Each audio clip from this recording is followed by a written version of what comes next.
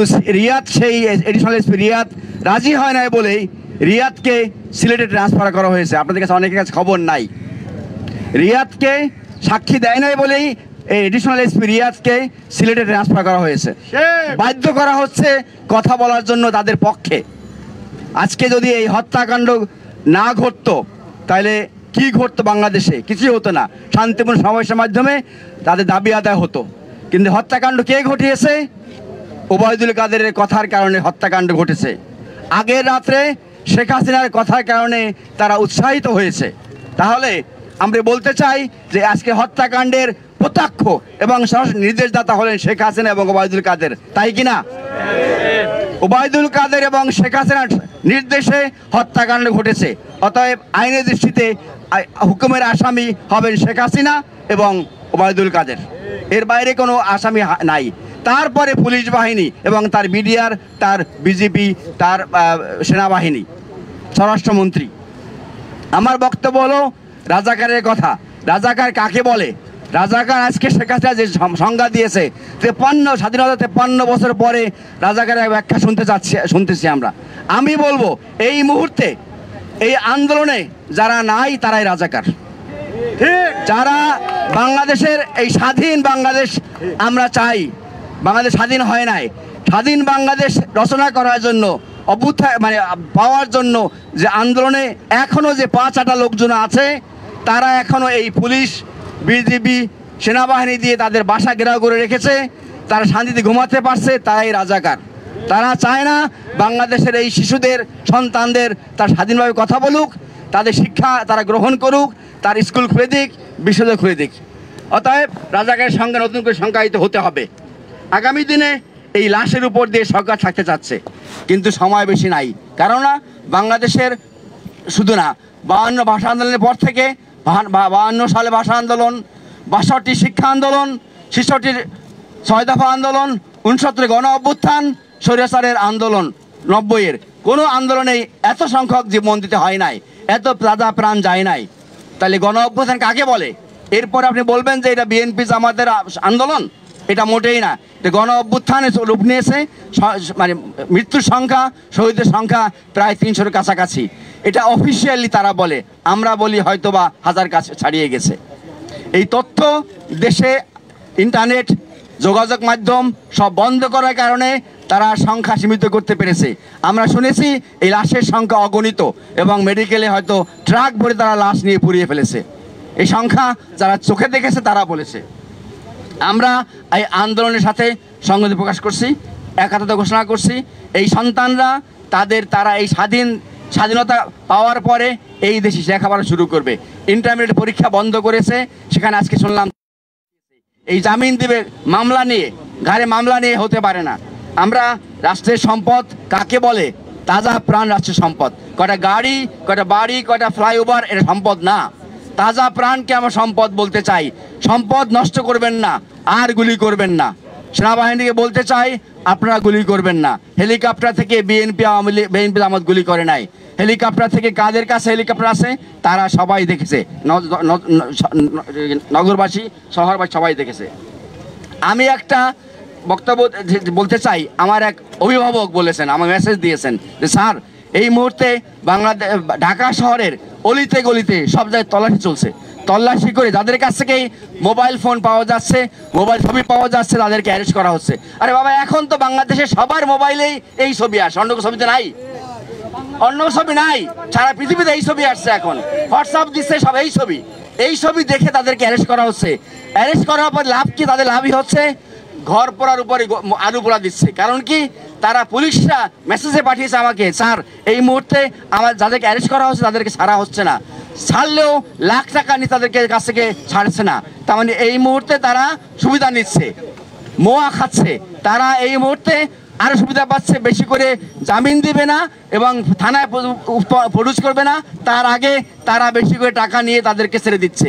এটা এই মুহূর্তে আর একটা ধান্দাবাজি, টাকা আয় করার ফন্দি। আর তোমার দেশ, তোমার লোকজন তো টাকা অলরেডি এই যে আজিজ বলেন, এই যে বেনজির বলেন, এরা তাহলে টাকা নিয়েছে, মতিউর নিয়েছে, আরো কত তাদের সাগরেদদেরকে নিতে হবে, হারুনরা নিয়েছে, বিপ্লবরা নিয়েছে, এদেরকে আরো নিতে হবে বলেই ভিন্ন পন্থায় চেষ্টা করতেছে।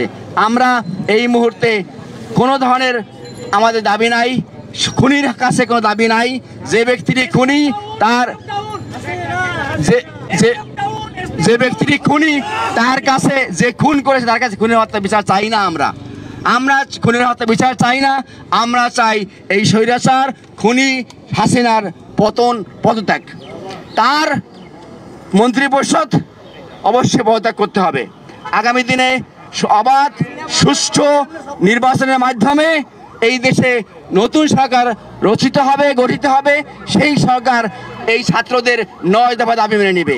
এর বাইরে এদের কাছ থেকে এই মায়া কান্না করে খুনির কাছ থেকে কোনোদিন কোনো বিচার হতে পারে না। যে খুনি সে কার বিচার করবে? আমরা খুনির কাছে বিচার চাই না। আমার সর্বশেষ বক্তব্য হলো, যে কোনোভাবে হোক না কেন এই সরকারের পতন ঘটাতে হবে। পতন ঘটিয়ে এই সরকারের হাসিনাকে পদত্যাগ করতে হবে, তারপরে তার দোষীদের পদত্যাগ করতে হবে একসাথে, এবং তারপরে এই দেশের স্বাধীনতার সূর্য উদয় হবে। এর বাইরে কোনো সমাধান হতে পারে না। সবাইকে অনেক ধন্যবাদ। আসসালামু আলাইকুম।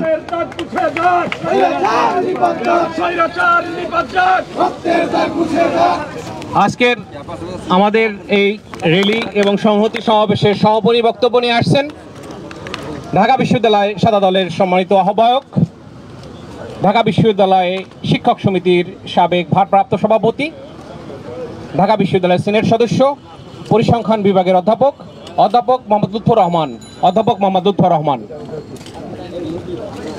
বিসমিল্লাহির রহমানির রহিম। বৈষম্য বিরোধী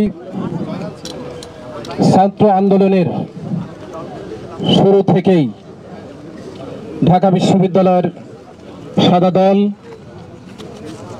এই ছাত্র আন্দোলন, তাদের যে যৌক্তিক দাবি, সেই যৌক্তিক দাবির জন্য যে আন্দোলন সংগ্রাম চলছে, সেই আন্দোলন সংগ্রামে আমরা সহমত পোষণ করে আসছি। সেটি কখনো পত্রিকায় স্টেটমেন্ট দিয়ে, কখনো সমাবেশ, র্যালি, মানববন্ধনের মাধ্যমে, এবং আজকেও ঢাকা বিশ্ববিদ্যালয়ের সাদা দল সমর্থক শিক্ষকবৃন্দ ভিসি চত্বর থেকে জমায়েত হয়ে র্যালির মাধ্যমে এই র্যালিটি শহীদ মিনার পার হয়ে দোয়েল চত্বর হয়ে এই রাজু ভাস্কর্যের সামনে এসে আমরা সমবেত হয়েছি। আমাদের এই সংহতি সমাবেশে উপস্থিত রয়েছেন ঢাকা বিশ্ববিদ্যালয়ের শিক্ষকবৃন্দ এবং রয়েছেন আপনারা সামনে উপবিষ্ট সাংবাদিকবৃন্দ। লজ্জা এবং ঘৃণায় যেন কোনো কিছুই বলতে পারি না, কেননা স্বাধীন বাংলাদেশে যতগুলো গণতান্ত্রিক আন্দোলন হয়েছে বা স্বাধীনতার পূর্বে স্বাধীনতা যুদ্ধ ব্যথিত এক সময় এতগুলো প্রাণ, বিশেষ করে ছাত্রছাত্রীরা, শিশুরা, পথচারীরা মারা গিয়েছে, এরকম নজির বাংলাদেশে নেই। আমি আমার বক্তব্যের শুরুতেই এই চলমান আন্দোলনে যারা মারা গেছেন, যারা শহীদ হয়েছেন, তাদের প্রতি বিনম্র শ্রদ্ধা জানাই এবং তাদের স্মৃতির প্রতি শ্রদ্ধা জানাই। বন্ধুগণ, নির্যাতন বিরোধী এই আন্দোলন ছাত্রদের একটি যৌক্তিক আন্দোলন, এবং আজকের এই আন্দোলনটি এই জায়গায় এসে পৌঁছেছে শুধুমাত্র সরকার এবং সরকারপন্থী মন্ত্রীদের এই আন্দোলনের প্রতি, ছাত্রছাত্রীদের প্রতি নানা ধরনের কটাক্ষ, তুচ্ছ তাচ্ছিল্য করার মধ্য দিয়ে তাদেরকে রাজাকার বানানো হয়েছে, এবং এই আন্দোলনের মধ্যে তৃতীয় শক্তি ঢুকেছে, জামাত শিবির ঢুকেছে, এই বলে তাদেরকে নানা ধরনের তুচ্ছ তাচ্ছিল্য করা হয়েছে। এবং আজকের আন্দোলন যে পর্যায়ে দাঁড়িয়েছে, আমরা এই সরকারের কাছে এই মৃত্যুর বিচার চাই না, কারণ যারা হত্যা করেছে তাদের কাছে এই হত্যার বিচার চাওয়ার কোনো যৌক্তিকতা নেই। তারা কি বিচার করবে? এবং এই সরকারের কাছেও কোনো আন্তর্জাতিক কমিটি গঠনের দাবি আমরা জানাই না, কারণ তারা যে কমিটি করবে সেই কমিটিতেও তাদেরই বেহায়া বাহিনী রাখবে, যাতে করে এই তদন্ত সঠিক তদন্ত হবে না। সুতরাং আমরা মনে করি আমাদের যে দাবি আমরা এখানে লিখেছি, বাংলাদেশে এই চলমান আন্দোলনে যে ঘটনা ঘটেছে, যে হত্যা হয়েছে, যে নির্যাতন হয়েছে, যে গণগ্রেপ্তার হয়েছে, পুলিশ রাজনীতিবিদদের যেভাবে গণগ্রেপ্তার করা হয়েছে, তাতে করে এই সরকারের কাছে বিচার চাওয়ার কোনো যৌক্তিকতা নাই। আমরা মনে করি এই সরকারকে পদত্যাগ করতে হবে, এটি আমাদের একমাত্র দাবি। এবং এই সরকার টিকে থাকলে, বন্ধুগণ, আপনাদেরকে শুধু একটি কথাই বলি, এই সরকার টিকে থাকলে এবং এই বিশ্ববিদ্যালয় যদি খুলে দেয়, ছাত্রছাত্রীরা হলে আসে, এই আন্দোলনকারী ছাত্রছাত্রীরা যাদেরকে মোবাইল দেখে এখন চিহ্নিত করা হয়, তাদের উপর কি ভয়াবহ নির্যাতন হবে তা শুধু আমরা কল্পনাই করতে পারি। জানি না আমরা চোখে দেখতে পাবো কিনা। আমরা ঢাকা বিশ্ববিদ্যালয় সহ বিভিন্ন বিশ্ববিদ্যালয়ের হলগুলোতে ছাত্র নির্যাতন শুনেছি,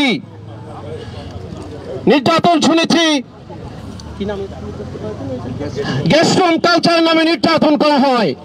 কিন্তু আমরা ভাবতে পারি আগামী দিনে হয়তো গেস্ট রুম কালচারের নামে নির্যাতন থাকবে না, নির্যাতন হয়ে যাবে আয়নাঘর নির্যাতন। আমরা সেই জিনিসটি দেখতে চাই না, সেই সুযোগ সরকারকে দিতে চাই না। সুতরাং আমাদের দাবি, চলমান বৈষম্য বিরোধী আন্দোলনে